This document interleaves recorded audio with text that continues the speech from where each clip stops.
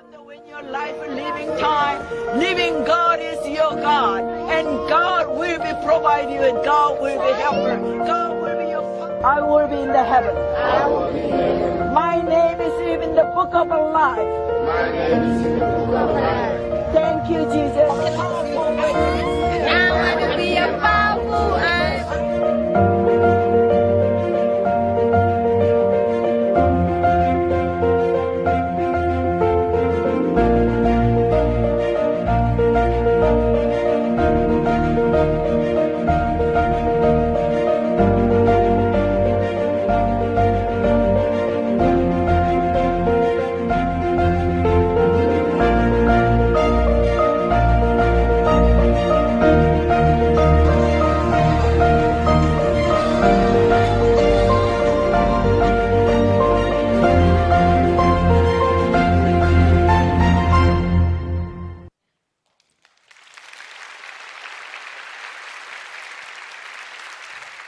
할렐루야, 이은상 선교사입니다. 저는 주님께서 너 뭐 하다 왔니? 라는 물음 때문에 그 말씀에 너무 죄송해서 한 걸음씩 한 걸음씩 순종하며 여기까지 따라왔습니다. 제가 너무 부족하고 또 제가 너무나 저의 자신을 바라볼 때는 정말 부끄러운 게 너무 많은데요. 이렇게 설 자격이 없는데 오늘 하나님께서 이 자리에 세워주신 것은 위대하신 우리 예수 그리스도, 지금도 우리 가운데 살아 역사하시는 하나님을 증거하기 위해서 이 자리에 섰습니다. 아멘. 이렇게 제 삶 속에서 또 여러분의 삶 속에서 성경 속에서 하나님께서는 저희들에게 항상 오늘도 하나님은 저희들한테 서프라이즈 해주기를 원하시는 하나님이신 거를 저는 믿습니다. 왜냐하면 창세기에서부터 보면 하나님은 모세나 여호수아나 또 바울, 다윗, 요셉 다 뭐랬냐면 너는 가라, 그리하라. 그래서 그들이 순종했을 때 하나님께서는 홍해가 갈라질 것이다, 그런 말씀 안 하셨어요. 그리고 너 국무총리가 될 것이다, 요셉에게 말씀 안 하셨어요. 그리고 다윗에게도 그렇게 말씀 안 하셨어요. 그러나 하나님께서는 저희가 하나님 앞에 순종할 때 하나님께서는 서프라이즈하고 하나님께서 크고 비밀한 것으로 응답해 주셨습니다. 이 다니엘 기간 동안에 하나님께서 각자에게 하나님이 서프라이즈한 큰 축복과 선물로 기대 가운데 오신 여러분들에게 분명히 응답해 줄 걸 저는 믿습니다. 저는 어렸을 때 우상 숭배를 하는 어머니 밑에서 자랐습니다. 옛날에는 그렇다고 지금 생각해 보면 저희 엄마가 완전히 이런 종교에 빠진 게 아니라 그냥 복 받고 싶어서 그냥 샤머니즘 그런 거였던 것 같아요. 그래서 제가 시험 때가 되면 저도 모르게 제 옷에 부적이 붙여 있었고요. 또 제가 어떤 집안에 어떤 오한이 있거나 어려움이 있으면 구슬하고 그랬어요. 그래서 저는 자연스럽게 그것이 하나의 어떤 문화 속에서 자랐으니까 예수님을 저한테 증거하는 분도 없었고, 예수 믿는 사람들이 이상한 종교 집단인가? 공산당 같은 그런 이상한 집단인가? 이렇게 부정적으로 생각을 하면서 자연스럽게 자랐습니다. 그래서 저는 지금도 예수를 안 믿는 분들이 예수 믿는 사람을 괜히 싫어하고 부정적으로 생각하는 걸 누구보다도 잘 이해합니다. 그랬던 제가 주님을 만나게 된 것은 제가 병에 걸려가지고요. 병원에 가도 병명은 없는데 그렇다고 금방 죽을 병 같지는 아니었는데 제가 너무 몸이 아픈 거예요. 팔다리도 너무 아프고 제 몸에 팔이 붙어 있다는 자체도 너무 힘들고, 그때 제가 일찍 어린 나이에 미국에 가서 부모님을 떨어져서 살게 됐는데요.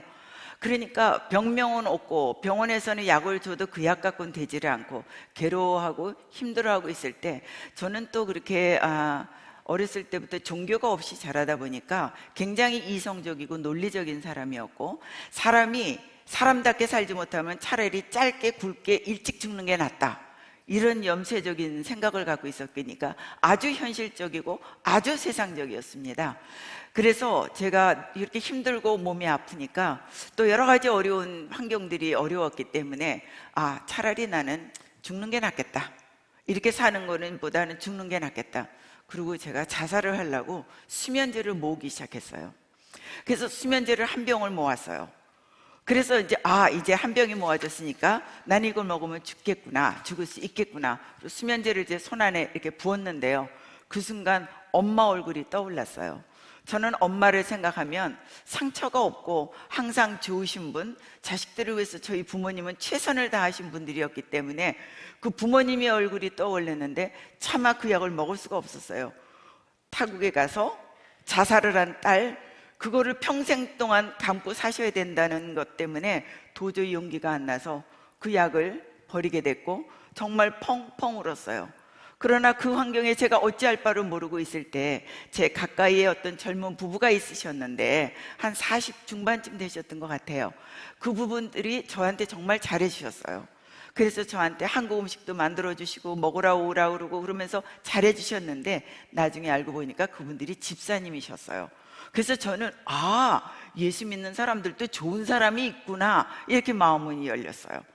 그래서 그분들이 이제 하루는 제가 이렇게 아프고 그러니까 안수기도를 받으신 예배가 있는데 한번 가보지 않겠느냐. 그래서 저는 그래요? 반신반의였어요. 과연 안수기도를 받아서 나실 수 있을까? 막연한 기대의 반, 또 반은 그 집사님들이 너무 잘해줬기 때문에 얻어먹은 게 많아서 미안해서 따라갔어요. 저는 그때 알았어요. 전도하려면 맛있는 걸 많이 대접해야 된다는 걸. 그래서 제가 이제 그 자리에 가게 됐고, 처음 예배를 보는 그 자리에서 저는 꼬다놓은 보릿자루 같았어요. 찬양도 모르고 기도하고 이러는데 얼마나 어색했는지, 오늘 만약에 이 다니엘 기도회에 처음 오신 분들이나 또 처음 예배에 참석하신 분들을, 여러분들을 하나님께서 환영하시고 너무 기뻐하실 줄 믿습니다. 그래서 저는 결론적으로는 안수기도를 받고 병고침을 받았어요. 그래서 예수를 믿게 됐어요. 근데 이제 그분이 권사님이셨어요. 목사님이 아니라 권사님의 안수기도를 받고 제가 병고침을 얻었어요. 근데 권사님께서 저한테 이렇게 어린 사람이 눌린 게 많고 묶인 게 많은가, 불쌍하다 이러시면서 기도를 해주셨는데, 그때는 그 말이 무슨 말인지 몰랐는데 제가 예수를 믿고 성경을 배우다 보니까 영적으로 눌려있고 영적으로 묶인 사람이었었어요. 그러니까 그 저의 병은 안수기도와 예수 그리스도의 이름으로 낫을 병이지 의사가 고칠 병이 아니었습니다.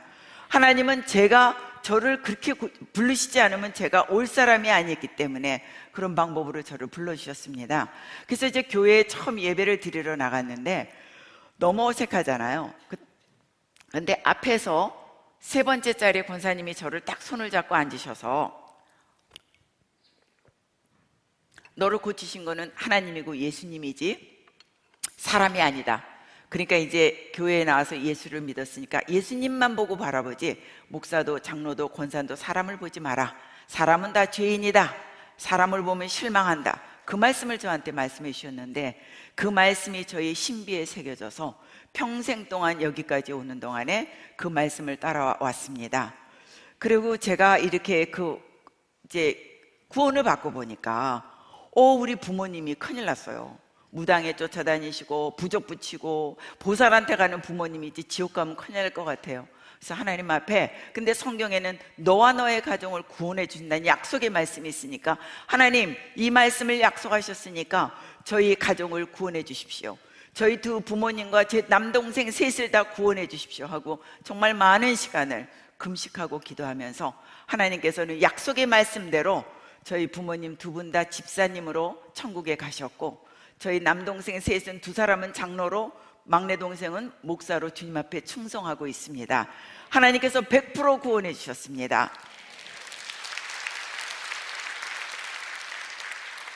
오늘 가족을 위해서, 가족의 구원을 위해서 눈물로 기도하시는 분들, 하나님께서 그 약속 꼭 지켜주십니다.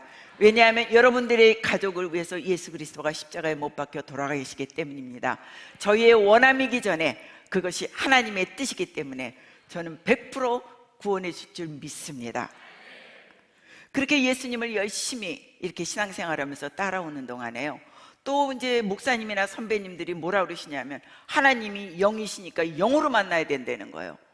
그럼 어떻게 영으로 만납니까? 근데 저는 이제 이렇게 순종을 잘하고 이제 예수님이 살아계시다는 건 분명히 체험을 했기 때문에, 그러면 영이신 하나님 어떻게 만나야 됩니까? 그러니까 성경 공부를 하고 기도를 하고 예배를 나오고 예배 가운데만 막 이렇게 설명해 주셔서 그대로 순종했어요. 날마다 그렇게 순종하면서 하나님 저 영으로 만나주세요. 하나님 살아계시다면 우리와 똑같은 형상이시라니까 얼굴과 얼굴을 맞대고 살아계신 하나님 좀 만나주세요. 그리고 정말 금식을 하면서 기도를 수년 동안 했습니다. 근데 어느 날 주님께서 꿈으로 만나주셨어요. 꿈으로 주님이 나타나셨는데 정말 이 뒤에 배경처럼 이런 파란 광채가 나는데요, 온 세상이 다 광채처럼 예수님 앞에 빛나 있었고 예수님은 하얀 옷을 입고 오셨는데 그 빛이 너무나 황홀해서 지금 생각해도 정말 황홀합니다. 그 예수님이 제가 기도한 그대로 얼굴과 얼굴을 맞대고 이렇게 가까이 만나주시면서 제 손을 두 손을 꼭 잡아주셨어요. 근데 그 촉감이 저희 손하고 똑같은 거예요. 그러시면서 주님께서 나를 믿고 따라라 그러고 말씀하시는데 입을 안 여시고 눈으로만 말씀하시는데 그 예수님의 말씀이 다 전달이 됐어요. 저는 그 예수님을 만나고 나서 제 인생이 변화되기 시작했습니다.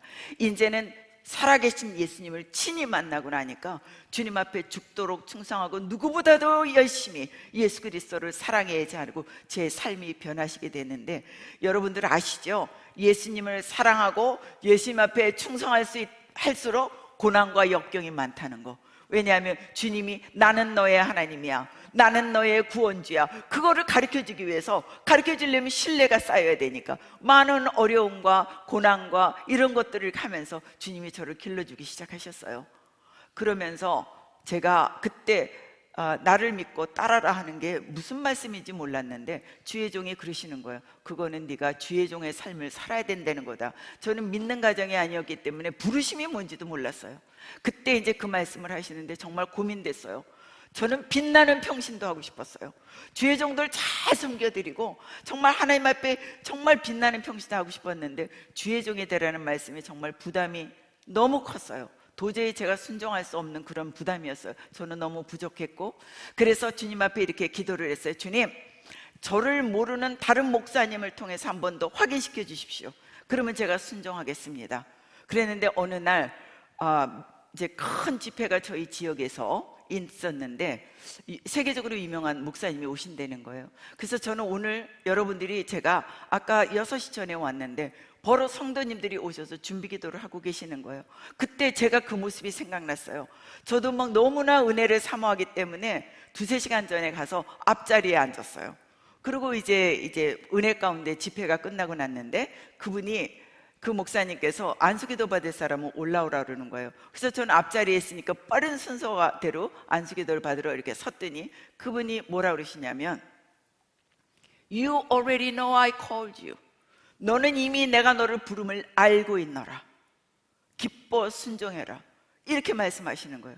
그래서 정말 뜨거운 눈물을 흘리고 그때 이제 주의 종의 삶을 이제 순종을 하기로 이제 결심을 했습니다. 그러면서도 저는 주님 앞에 계속해서 정말 즉각적으로 순종하지 못했어요. 그러면서 이제 저는 저희 남편을 하고 결혼하게 됐는데요, 제가 예수 믿으면서 제일 부러워했던 게 모태신앙입니다. 믿음의 선조가 있는 가정이 왜냐하면 제가 일대고 제가 많은 영적 싸움들을 싸워야 됐기 때문에 그 믿음의 모태신앙이 너무 부러웠는데 하나님은 저희 소원의 기도를 들으시고 4대째 모태신앙의 남편을 만나게 해주셨어요. 할아버지도 목사, 아버지도 목사, 시아버지도 목사, 그리고 주위에 그 가정에 목사가 20명이 넘으세요.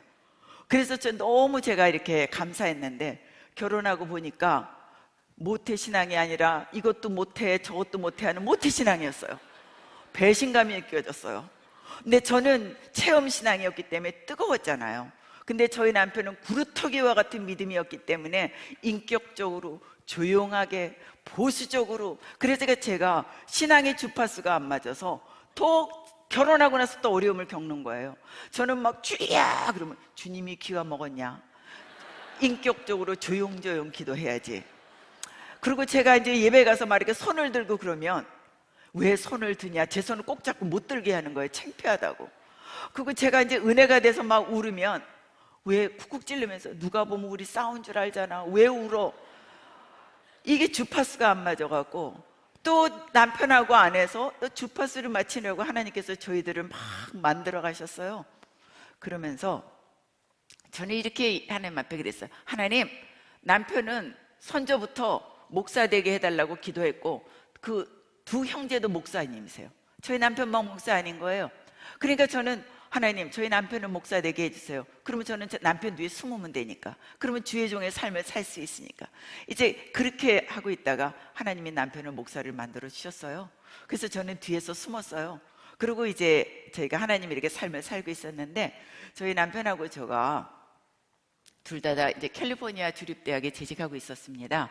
그래서 이제 저희 남편은 이제 학자로서 그래도 미국 주류 사회에서 뭐 대통령이 이제 취임식 때 초청장을 올 정도로, 뭐 상원의원이나 어떤 국회의원들이 무슨 일이 있으면 초청을 할 정도로, 크리스마스 때 친필로 크리스마스 카드를 받을 정도로 그러한 이게 삶을 살고 있었기 때문에 크게 어려움이 없었어요. 근데 이제 그때에 저희가 이제 어떤 세미나를 크게 성공적으로 잘 끝내고 예배를 보러 갔는데, 주님께서 너 뭐 하다 왔니? 예배 가운데 그러시는 거예요. 근데 심장이 멎는 것 같았어요. 대답할 말이 없어갖고 눈물만 펑펑 쏟아졌어요. 그러고 나서 또 두 번째 질문은 뭐라 그러셨냐면, 내가 너한테 많은 애와 축복을 줬는데 너만 잘 먹고 잘 살다 왔냐? 그 말씀에 저는 뭐 진짜 할 말이 없어서 그 예배 시간 내내 저는 눈이 퉁퉁 붓게 울었어요. 그리고 주님 앞에 돌아와서, 주님, 제가 무엇을 해야 될까요? 제가 어찌해야 될까요? 여러분, 그때 제가 교회 생활을 제가 충성 안 한 거 아닙니다. 대학부도 맡았고 청년부도 맡았고 뭐 말씀도 전하고 이것저것 너무 많이 하고 있었어요. 그러나 주님의 그 말씀 앞에 할 말이 하나도 없었어요. 주님, 제가 무엇을 어찌해야 될까요? 할 때 주님께서 한 영혼을, 천하보다도 귀한 한 영혼을 위해서 영혼 구원하는 일을 하라고 그 말씀을 하셨어요. 그래서 그때부터 저는 용기를 내서 막 전도지를 만들어서 노방전도도 하고, 이제는 제가 봉사하거나 어떤 그런 헌신의 중심이 아니라 한 영혼을 구원하는 데 집중하기 시작했어요.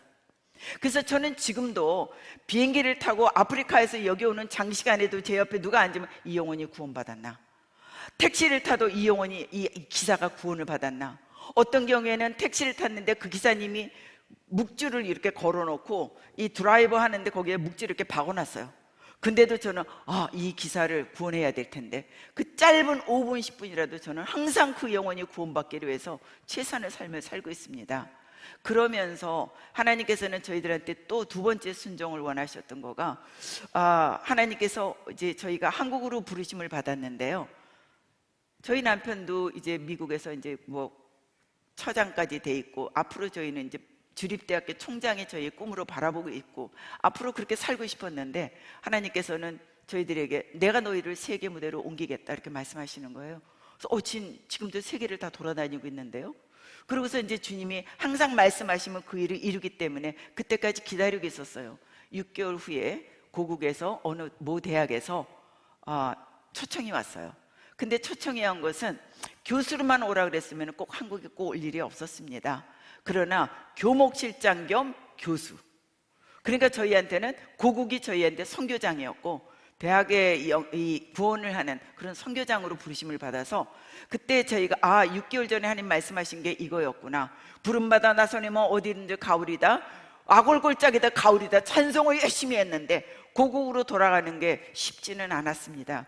왜냐하면 저희 남편은 35년 만에, 저는 25년 만에 돌아오는 고국이었기 때문에 결코 쉽지는 않았지만 저희는 그냥 보따리 몇 개 가지고 고국으로 귀국을 했습니다. 그래서 이제 그때부터 하나님은 또 다음 단계의 저희의 모습을 위해서 훈련하기 시작했어요. 고국에 돌아오니까 저희는 이미 고국에서 낳고 고국에서 자랐지만 그 오랜 30년, 20년에 넘는 공백 기간 동안에 너무나 많은 다른 문화권에 있었기 때문에 사회생활하는데 어려움도 많았고 억울함도 많았고 오해도 많았고, 그러면서 하나님은 저희들을 또 길르시기 시작하셨어요. 그러면서 선교를 또 길르기 시작하셨고, 그러면서 저희가 이제 하나님께서 한 걸음 한 걸음 저희를 인도하셔서, 만약에 처음부터 하나님께서 너는 오지 선교해 했으면 주야 저는 못합니다 하고 또 벌벌 떨었을 거예요. 근데 하나님께서는 저한테 무릎까지 은혜를 주시고 허리까지 주시고 어깨까지 주시고 제가 은혜 가운데 빠지고 나니까 제가 이 자리에 와 있었어요. 처음부터 선교사, 저는 그래서 대학교 다닐 때 막 선교사 되겠습니다, 아니면 주여 나를 보냈어서, 이런 분들 보면 너무 존경스럽고요. 저는 선교사 되겠다고 한 번도 서원해 본 적도 없고 선교사 되려고 이런 적이 없었어요. 그러나 그때 주님께 한 걸음 한 걸음 순종하다 보니까 제가 최전방 선교사가 돼 있었습니다. 근데 제가 선교사로 부름을 받고 지금 이런 삶을 살고 있는데요, 지금 저보고 다시 태어나면 뭐 하겠느냐, 저 다시 태어나도 오지 선교사 합니다. 왜냐하면 너무 황공한 거예요. 주님이 불러주는 그 자리가 너무 황공한 거예요. 그래서 그 부름 앞에 저한테 말씀하셨던 건 그거였어요. 너는 가서 복음을 전하고. 그러면 하나님께서 그 많은 훈련과 역경과 고난을 통해서 훈련한 건 뭐냐면 순종이었어요. 순종하는 것이 사실 우리 삶에 가장 어렵다 그러는데, 그게 훈련이 되고 하나님께서 그렇게 가르쳐 주시다 보니까 그게 가장 쉬웠어요. 왜냐하면요, 순종을 하고 나면 책임감이 저한테 없어요. 너는 가서 전하고, 성경에 그렇게 말씀하셨지 너는 가서 구원해라 그런 말씀 없으셨어요. 그러니까 저는 가서 전하기만 하면 돼요. 하나님은 살아계시고 예수 그리스도는 우리의 구주시며 십자가에 못 박혀서 우리의 죄를 위해서 돌아가십니다. 저는 그것만 전하면 됐고, 구원은 하나님이 하시기 때문에. 그러니까 저희가 순종한다는 것은 항상, 저는 그래서 주님이 말씀하시면 네 주님, 그러면 그 결과는 주님의 책임이지 제 책임이 아닌 거예요. 근데 저희 그렇게 살아오면서 하나님께서 위대하심을 너무 많이 보여주신 거예요. 저는 아까도 김은호 목사님이 준비기도를 하시면서 저를 위해서 기도해 주셨는데요, 기대합니다, 기대합니다. 너무 감사했어요. 저는 날마다 주님을 기대하고 살고 있어요. 내일은 주께서 어떤 일을 행하신 날마다 기대하고 사는데, 목사님의 그 말씀이 너무 감사한 거예요. 그래서 그렇게 순종하면서 이렇게 살아오면서 저는 오늘 주님께서 오늘도 살아 역사하시고 그 위대하신 주께서 선교 현장에서 저희의 최근 삶 속에서 하신 일들을 증거하기를 원합니다. 선교를 가면은요, 그러니까 저한테 말씀하신 거, 너는 오지로 들어가서 선교사가 없고 아직 교회가 없는 곳에 들어가서 복음을 전하라. 사람들이 그러시죠. 여자가 어떻게 그런 데를 갑니까? 젊은 나이도 아닌데 여러 가지 궁금증들, 질문을 많이 하세요. 근데 저는 그렇게 생각합니다. 여러분, 성령이 임하시면 나이가 상관없습니다. 성령이 임하시면 성별이 상관없습니다. 하나님의 영이 임하셨기 때문에 어린 사무엘도 하나님의 뜻을 받들 수 있었고요, 여호수아도, 청년 여호수아도 하나님 받을 수 있었고, 소년 다윗도 하나님의 말씀을 받을 수 있었고, 85세의 갈렙도 하나님의 말씀을 받을 수 있었습니다. 그래서 저희는 주의 영이 저와 함께 하시기 때문에 어디든지 들어갈 수 있도록 인도해 주셨습니다. 제가 간 것이 아니라 주께서 하셨습니다. 저는 하나님의 일을 무엇이냐, 선교가 무엇이냐고만 본다면 선교를 되게 하는 것이 아니라 성령이 선교를 되게 하십니다. 그래서 제가 한 일이 없어서 저는 오늘 주님만을 자랑하기를 원합니다. 그래서 저는 그냥 가서 복음을 전해요. 주님이 이러신 분입니다 하고 복음을 전하면, 제가 어느 오지를 제가 영상을 잠깐 보여드렸지만, 그런 오지에 들어가서 하나님의 복음을 전할 때 하나님은 항상 예비된 영혼들을 구원하셨습니다. 한 번도 영혼을 구원 안 하신 적이 없으십니다. 그럴 때 또 하나는, 제가 이렇게 예수 그리스도를, 저는 이렇게 병고침을 받고 예수 믿었습니다, 하나님은 전능하십니다, 예수 그리스도의 이름으로 하나님은 병도 치유하십니다, 이렇게 말씀을 증거하면요, 제가 하나님 저 사람 병 낫게 해주세요 그 기도 안 하고 복음을 증거하는 중에 하나님은 병을 낫게 하십니다. 어떤 때는 귀머리도 여십니다. 각양각 속에 하나님의 역사를 일어날 때 저는 그 장면을 보고 오 위대하신 주, 오 위대하신 주, 주님을 찬양합니다. 주님, 제가 이 자리에 있는 게 황공무지로서이다 아버지, 그렇게 하면서 따라다니게 하셨습니다. 만약에 제가 한다 그러면 저는 한 발자국도 못했을 겁니다. 네, 강도의 위험도 있고요, 벌레의 위험도 있고요, 여러 가지 위험 속에 있지만 하나님이 동행하시고 저에게 저를 훈련시켜 주신 거는요, 죽음은 천국. 제가 자식들에게도 어려운 경우를 많이 다니기 때문에 저희 자식들한테 항상 이번에 엄마가 가서 못 오면 우리 천국에서 만나자, 그렇게 하고 들어간 곳도 몇 군데 있습니다. 그러면 저희들이 안 가면 안 돼요 엄마, 가야 돼. 그러면 저희 아들이 저희가 엄마 꼭 돌아오실 수 있도록 기도할게요. 자식이 부모를 걱정을 하는, 부모가 자식을 걱정하는 게 보통인데 저희 자식은 부모를 걱정합니다. 만날 부모가 위험한 가운데 내놓는 그런 모습으로 살고 있기 때문에. 근데 저는 마음속에 하나님의 강하고 담대하신 그리스도의 영이 저와 함께 하기 때문에 저에게 두려움도 없게 하셨고 저를 항상 기쁘게 하셨고 감사하게 하셔서 여기까지 올 수 있었습니다. 아멘. 위대하신 주님을 찬양합니다.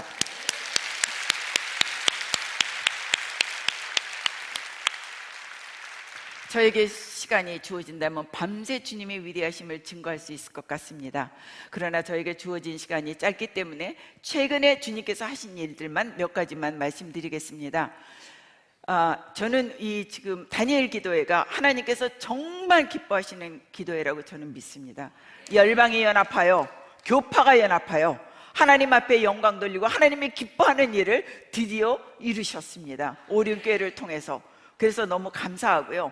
사실 제가 코로나가 되고 나서요, 제가 작년에 이제 코로나 때 이제 한국 들어왔을 때 2월 20일 날 한국에 귀국했습니다. 그때 제가 굉장히 몇 달 동안 몸이 안 좋아서 막 각혈을 해가면서 복음을 전하고 응급실에 실려가고 막 그러면서도 또 나갔다 들어왔을 때입니다. 그때 우리나라에 코로나로 뭐 너무 많은 난리가 온통이 아니었잖아요. 근데 제가 2월 20일 날 들어왔는데 하나님께서 열방이 연합하여 회개기도 하라고 그러시는 거예요. 주여, 제가 어떻게 열방이 연합하여 회개 기도를 합니까? 제가 무엇을 어찌 해야 됩니까? 그리고 기도하는데 그냥 알겠습니다, 순종하겠습니다. 그러고서는 그냥 제가 그럼 기도문을 적어서 열방에 여러 가지 컨택이 있으니까 그쪽에다 우리 함께 같은 날 같은 시간에 말씀을 같이 회개 기도하겠습니다. 근데 그때 하나님은 코로나를 위해서 살려주세요, 뭐를 경제를 회복해, 그런 기도가 아니라 진정으로 회개하라는 기도를 했어요. 역대하 7장 말씀으로 13절에서 14절 진정으로 회개하면, 그리고 하나님의 얼굴을 구하면 내가 다 고치리라는 그 말씀으로 저는 그래서 하나님 알겠습니다, 무조건 순종하겠습니다. 그리고 순종을 했습니다. 그리고 나서 이제 월요일 날 제가 토요일 날 말씀을 하셨고 주일 날 내내 기도를 했고 월요일 날 두 목사님을 만났습니다. 지용우 목사하고 김영표 목사님이라고 교회가 교회되게 예배가 예배되게 그거 작사 작곡가 목사님하고 만나서 이제 식사를 하고 사실은 하나님이 이렇게 회개 기도를 하라 그러는데 기도문을 적어서 보내주면 함께 기도에 동참해 주십사 부탁했더니 그 김영표 목사님이 이렇게 말씀하시는 거예요. 목사님, 이거 영상으로 만들면 좋겠습니다. 그래서 제가 나는 영상도 할 줄도 모르고 나는 어디에도 얼굴을 내보낸 적도 없고 이건 할 시간도 없다. 왜냐하면 그날이 2월 24일이었는데 기도를 빨리 해라, 시간이 없다, 이렇게 말씀하셔서 3월 1일부터 3일까지를 날짜를 정해져 있기 때문에 앞으로 닷새밖에 안 남았습니다. 그래서 3.13 회개 기도를 했었는데요. 그래서 이제 그랬더니 자기네가 좋은 자매들이 있는데 지금 창업 준비를 하겠는데 그 자매들을 통해서 혹시 이걸 도울 수 있을지 모르겠습니다. 그래서 그 자매들한테 연락을 하니까 돕겠다는 거예요. 근데 그 자매들이 창업을 하는데 그래서 제가 함께 기도하겠습니다. 그 창업하는 회사 이름이 뭡니까? 근데 슈브라고 그러는 거예요. 슈브는 히브리어로 회개하다, 돌이키다 그런 말이었어요. 전율이 흘렀어요. 아버지가 이 일을 정말 원하고 계시구나. 그래서 그 슈브 보고 그러면 나 아직 기도문도 안 나왔다. 그러니까 미리 영상이나 이런 걸 준비해 놓으면 내가 기도문이 나오는 대로 보내주겠다. 그리고 그 당시에 중국이 굉장히 심했고 우리나라가 심했고 일본이 심했습니다. 그리고 미국이나 남미 쪽에는 아직 청정지역이었습니다. 그리고 유럽이 이제 심했었습니다. 그래서 일단 저는 막 그 다음날 화요일 날 25일 날 두문불출하고 하나님 앞에 눈물로 기도했습니다. 주님, 3분 안에 영상을 다 어떻게 담습니까? 저는 할 수 없습니다. 주님이 원하시는 걸 말씀해 주십시오. 그리고 이제 기도문이 만들어져서 그게 이제 영상으로 만들어지는데 3일 걸렸습니다. 그리고 저희가 금요일 날 영상이 나왔습니다. 27일 날. 그래서 28이 이제 마지막 날이잖아요. 그리고 3월 1일부터 시작이 돼서 저는 그 영상을 제가 아는 몇몇 곳에 보내고 중국말, 일본말, 영어로 번역이 돼서 영상에 다 더빙을 했습니다. 그리고서는 이제 돌리고 저는 사실 주님의 말씀만, 주님의 뜻만 나타나기를 원했기 때문에 저의 이름을 다 뺐습니다. 단체도 아무것도 안 열리고 주님의 목소리만 선포하시고 주님의 말씀만 증거되기를 원해서 그렇게 했습니다. 그랬더니 하나님께서 놀랍게 일하셨습니다. 국민일보에서 참여하셨고 많은 분들이 참여하셨는데 3일 동안에 110만 뷰가 넘는 영상이 돌아갔습니다. 그리고 많은 교회들이 예배 가운데 그거를 틀고 같이 기도해 주셨습니다. 저는 그때 5일 동안에 준비해서 하나님께 작은 한 사람의 순종이었는데 하나님 그렇게 위대한 일을 일으키셨습니다. 그래서 저는 이 다니엘 기도회를 통해서 제가 이 말씀을 증거하신 것은 하나님의 열방이 연합하여 하나님 앞에 이렇게 부르짖는 다니엘 기도를 정말 기뻐하실 줄 믿고 여기에 모든 참석한 우리 지역교회의 성도님들, 참여교회의 성도님들에게 하나님의 놀라운 기대의 응답이 있을 줄 저는 확신합니다.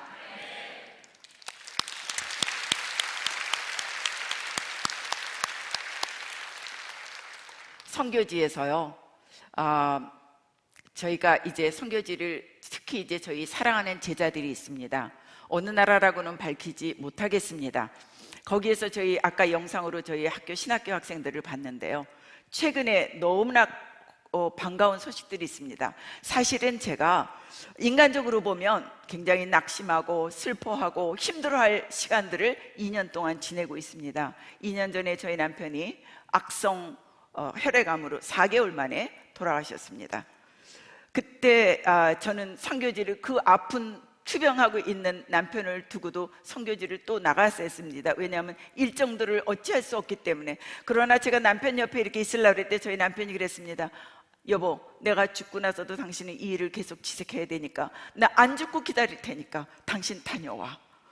그래서 정말 뼛속까지 아픈 흐르는 눈물을 갖고 저는 선교지를 2번을 더 나갔습니다. 4개월 동안에 감당해야 될 사명이 있기 때문에.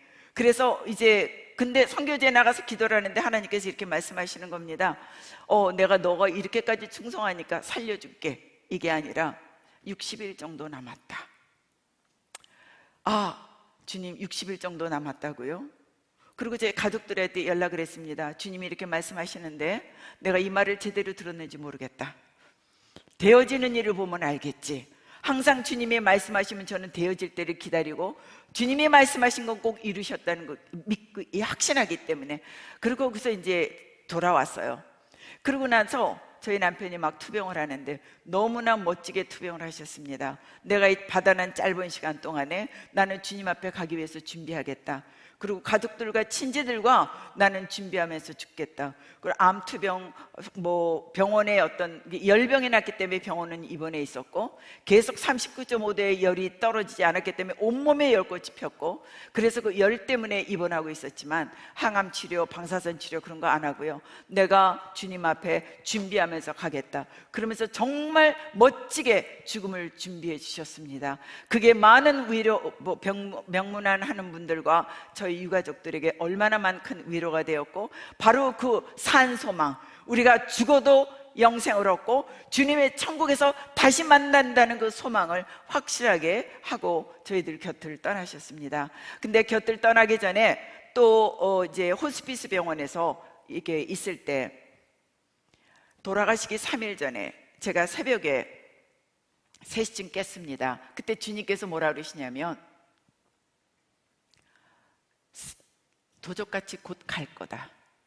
준비하고 기도해라. 그래서 그 말씀을 딱 듣고 보니까 얼마 안 남았구나. 그러고 보니까 진짜 60일이 거의 다 와갔어요. 그래서 이제 또 저희 가족들에게 우리 준비하자. 주님이 이렇게 말씀하신다. 그리고 정말 3일 후에 주님 곁으로 불러가셨습니다. 그래서 저는 죽는 것은 우리는 죽기 위해서 살고 있습니다. 저희는 죽지 않으면 천국에 갈 수 없습니다. 우리는 죽어야지만 주님 곁에 가서 영생을 살 수 있습니다. 근데 저희가 죽고 사는 것이, 저희가 이렇게 코로나 시대에 저희는 코로나가 두려워서 벌벌 떨고 있지 않습니까? 저도 그러면서 순간순간 두려움이 올 때가 있습니다. 근데 저희 남편을 통해서 60일 남았다, 곧 간다, 이걸 보면서 생사화복이 주님 앞에 있는데 죽음도 하나님의 시간에 맞춰서 하나님께서 데려가시는 거구나, 확신이 들었습니다. 그래서 혹시 지금 아파서 병중에 있는 환우분들, 하나님은 기적적으로 고치실 수 있는 분입니다. 그러나 주의 뜻이 주님 곁으로 불러가신 거라면 저희는 감사함으로 갈 수 있습니다. 왜냐하면 주님께서 예정한 시간에 주님 뜻 가운데 가기 때문입니다. 그냥 우리는 교통사고로 죽었다, 뭐로 죽었다, 우리는 그렇게 얘기하시지만 아니요, 주님의 정확한 계획 가운데, 섭리 가운데 있다고 저는 믿습니다. 그랬는데 제가 7월 8월 동안에, 이번 7, 8월 동안에 굉장히 어려움이 있었습니다. 왜냐하면 올해 저희 아버지도 이제 나이 연세가 드셔서 돌아가셨는데 코로나 때문에 제가 가뵙지를 못하고 장례를 볼 수가 없었습니다. 그게 저희 마음속에 굉장히 슬픔으로 남아있는데 7월 달에 저희 아들이 오진이로 인하여 코로나인데 코로나가 아닌 줄 알고 집에서 그냥 투병하다가 나중에는 폐가 허여져서 정말 격해를 나오고 병원에 입원해서 격리하는 일이 됐습니다. 그런데 그 와중에 저희 제자들은 다 코로나가 걸려서 저희 사랑하는 제자, 여자 제자 하나, 남자 제자 하나가 코로나로 또 주님 곁으로 갔습니다.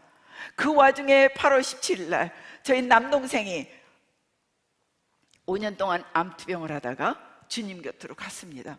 인간적으로 보면은 저는 한없이 슬프고 낙심할 수 있고 뭐라고 어떻게 표현할 수 없는, 물론 아무리 제가 믿음 있고 주님을 섬긴다 해도 저한테 오는 그 육신적인, 우리가 아무리 믿음이 좋아도 밥 안 먹으면 배고픈 것처럼 저에게는 한꺼번에 그런 슬픔들이 찾아왔습니다. 그러나 그때 저는 하나님 앞에 모든 것이 주님의 계획 가운데 있다, 모든 것이 주님의 다스림 가운데 있다 라는 말씀을 다시 한번 선포하면서 주님 감사합니다. 그들이 오히려 주님 곁에서 평안하게 있게 하심을 감사합니다. 언젠간 천국에서 다시 만날 것을 믿기에 감사합니다 하고 이겨낼 수 있었고, 저의 삶을 지금 이렇게 더 꿋꿋하게 살아가고 있습니다. 저에게 제가 하나님 앞에 정말 이 시대에, 이 코로나 시대에 하나님께서 아마 저에게 이런 말씀을 증거하기 위해서 여러분 앞에 세웠는지도 모르겠습니다. 여러분, 코로나 위드 코로나입니다. 그러나 위드 코로나를 통해서 하나님은 크게 역사하시고 계시고 오히려 저희의 삶을 다스리고 계시다는 걸 저는 믿습니다. 그래서 우리는 그것 때문에 두려워할 것이 아니라 코로나를 이기고 오히려 주님의 오심을 준비하기 위해서 이 코로나를 주셨다고 저는 믿습니다. 왜냐하면 주님이 오실 때는 더 점점 어려운 세대가 오고 있는데 앞으로 이거보다 더 어려운 세대가 올 수도 있습니다. 그리고 우리는 믿음을 지키기 위해서 생명을 내놓고 싸워야 될 시대가 올 수도 있습니다. 그럴 때 주님께서는 너의 죽고 사는 것이 다 나의 다스림 속에 있고 모든 세상에 다 나의 다스림 속에 있다는 그런 확신을 주셨습니다. 제가 여러분들한테 그 하나님의 뜻을 제대로 전달하는지 모르겠습니다. 여러분, 우리는 그것 때문에 두려워할 게 아니라 내 옆에 있는 한 영혼이 지옥 가는 걸 더 두려워하실 수 있으면 좋겠습니다. 그래서 저희 제자들이 다 아픈 거예요. 2명이나 천국에 갔는데 제 사랑하는 제자들이 다 아픈데 제가 어찌할 수가 없어요. 그들에게 약이 필요했고 그들에게 많은 것들이 필요했습니다. 그래서 하나님 앞에 그 많은 일들을 주께서 이루어 주셨는데 다행히 지금까지 저희 제자들이 더 이상 사망자가 없이 하나님께서 지켜주고 계십니다. 그런데요, 저에게 주님이 여태까지 저를 인도하시면서 가르쳐 주신 거는, 특히 이 코로나와 이 어려운 시기를 통해서 가르쳐 주신 거는, 해외에 있는 선교사들이 지금 마음대로 선교 활동도 못하고 많이 들어왔다 있고 비자도 못 받고 이런 어려운 시기에 가르쳐 주신 것은, 선교란 무엇이냐고 저에게 물어보신다면 저는 선교는 예수의 제자를 세우는 것입니다 라고 말씀드릴 수 있겠습니다.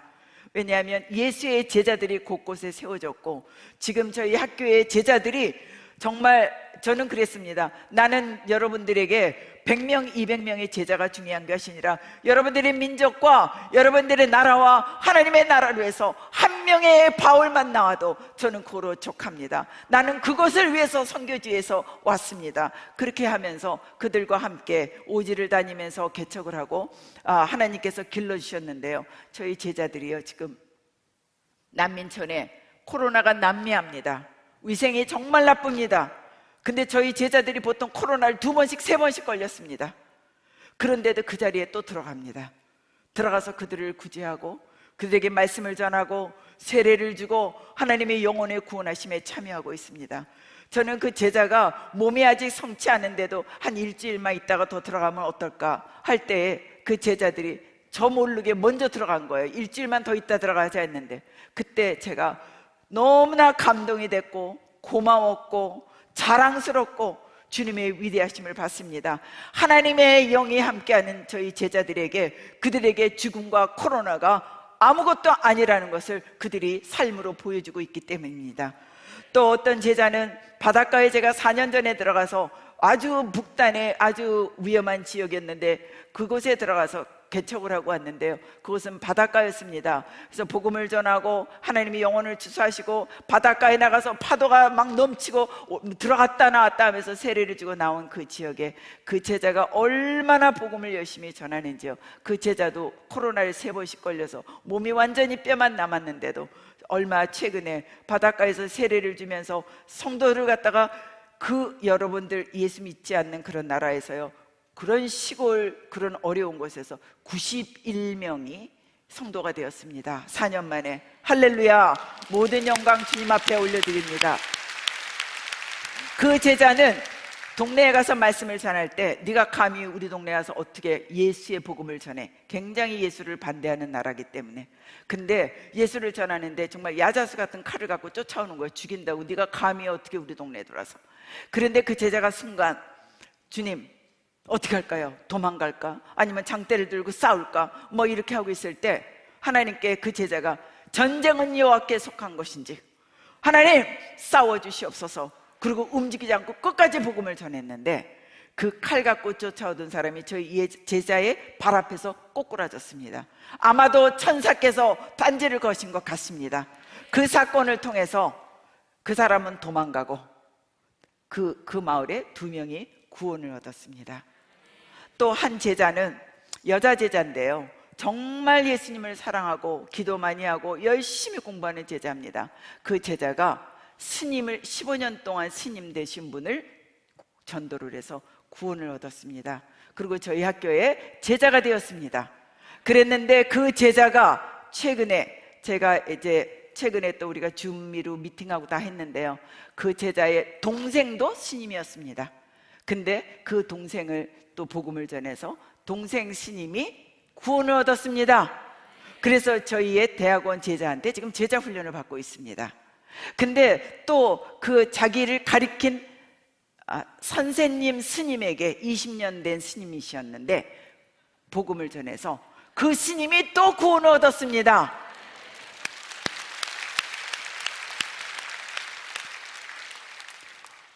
구원을 이루시고 영혼을 구원하시는 건 예수 그리스도이십니다. 예수 그리스도의 살아계신 영이 친히 일하고 계시는 것입니다. 여러분, 우리가 전도할 때 낙심하지 마시고요, 내가 구원하려고 그러는 게 아니라 주님이 하십니다. 그러한 일들이 지금 선교지에서 벌어지고 있습니다. 제가 선교지를 다니면서 저거 끝까지 제가 주님을 신뢰하는 것은, 저는 어떤 상황에서도 정말 저희 아이가 죽을 수도 있었고 저희가 이렇게 사랑하는 자들이 한꺼번에 다 주님 곁으로 가도 저는 주님을 신뢰합니다. 어떤 상황에서도 저는 주님을 신뢰하고 기대합니다. 그 주님께서 또 이제 제가 저희 남편하고 같이 이제 아프리카에 들어가서 말씀을 전하러 들어갔는데요, 정말 거기가 깜깜한 절벽에 꼬불꼬불 매천고지를 가야 되는 거예요. 깜깜한데 비가 부슬부슬 내려옵니다. 그래서 거기를 이제 찾아 들어가는데 어디까지 가니까 차에서 비춰도 앞이 안 보여요. 그래서 앞을 이렇게 차에서 내려서 불을 이렇게 비춰보니까 앞에가 절벽이에요. 절벽이기 때문에 아무것도 안 보였던 거예요. 그래서 겨우겨우 차를 빼서 저희가 이제 말씀 전하는 그 산골로 들어가서 말씀을 전하고, 하나님께서는 그곳에서 영혼을 구원했습니다. 그런 산골에 들어가면은요, 온통 다 이렇게 오물들, 동물들 오물과 뭐 정말 뭐 밟으면 다 질퍽질퍽한 그런 데인데도 하나님께서 그 산골짜기를 그들이 걸어오게 하셨고 하나님께서 그들을 구원하셨습니다. 그리고 이제 끝나고 저희가 이제 밤에 이제 또 하산을 하면서 내려오는데요, 얼마나 기쁜지요. 그 꼬불꼬불 길에 어디 낭떠러에서 떨어질지 모르는 그 꼬불꼬불 길에서 하나님은 저희에게 기쁨이 충만하게 하신 거예요.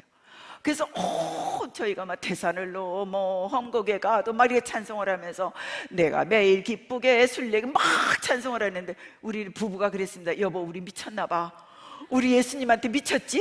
제정신이 아니야. 지금 이렇게 죽을 삐게 한데 우리는 왜 이렇게 행복한 거야? 막 너무 행복한데 그때 하나님 말씀이 오늘 말씀하신 요한복음 15장 11절, 내가 너의 기쁨을 너에게 주어 너의 기쁨을 충만케 한다. 저렇게 복음 전하고 다니는 모습이 하나님 앞에는 너무 기쁘셨던 것 같아요. 그래서 그 기쁨을 저에게 채워주셨기 때문에 저희는 그런 오지 산중에 죽을 고비 앞에서도 감사함으로 찬양할 수 있게 하셨어요. 또 한 번은 저희가 이제 또 아프리카 어느 지역에 들어갔는데 짐이 안 왔어요. 한번 그런 오지를 들어가려면요, 뭐 비행기를 몇 번씩 거쳐서 막 20몇 시간씩 되고 들어가거든요. 근데 아프리카 공항에 이제 조그만 공항에 도착했는데 짐이 안 온 거예요. 짐이 안 오는데 저희는 먹을 것서부터 저희의 비상약서부터 모든 게 다 들어있는데 그 상황에서 저희는 이제 할 수 없이 저희는 목적대로 떠나야 됐고 국경을 넘었어야 되니까 그때도 하나님께서요 넘치는 기쁨을 주셨어요. 감사가 넘치는 거예요. 그때도 저는 그런 거예요. 우리가 미쳤어. 이렇게 기쁠 수가 있어? 입은 거 옷 한 벌밖에 없는데 우리 왜 이렇게 행복하지? 그때 주님께서는 그걸 알게 하셨어요. 주님 한 분만으로 족합니다 하는 고백을 하게 하셨습니다.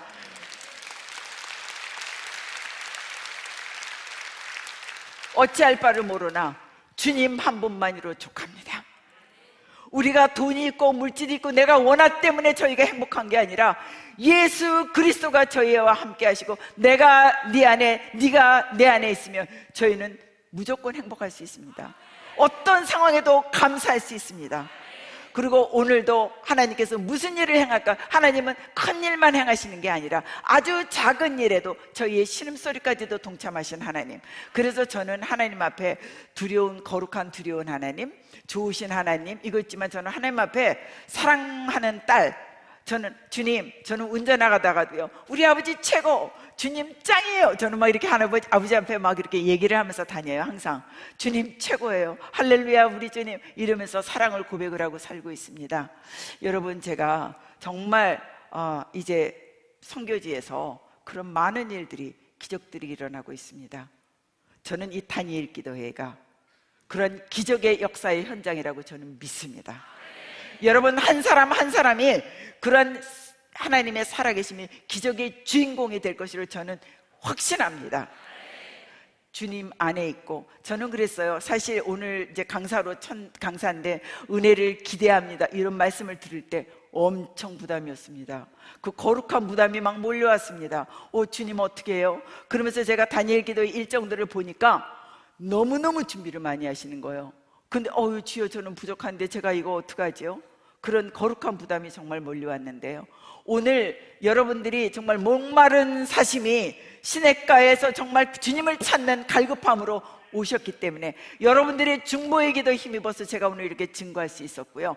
여러분들, 저는 그래서 주님 앞에 그랬어요. 주님, 여기 다니엘 기도에 참가하시는 분들이 너무너무 열심히 준비하고 갈급한 심령으로 은혜 받기를 준비하고 있기 때문에 아마 제가 죽을 써도 고기 반찬으로 받아들일 줄 믿습니다.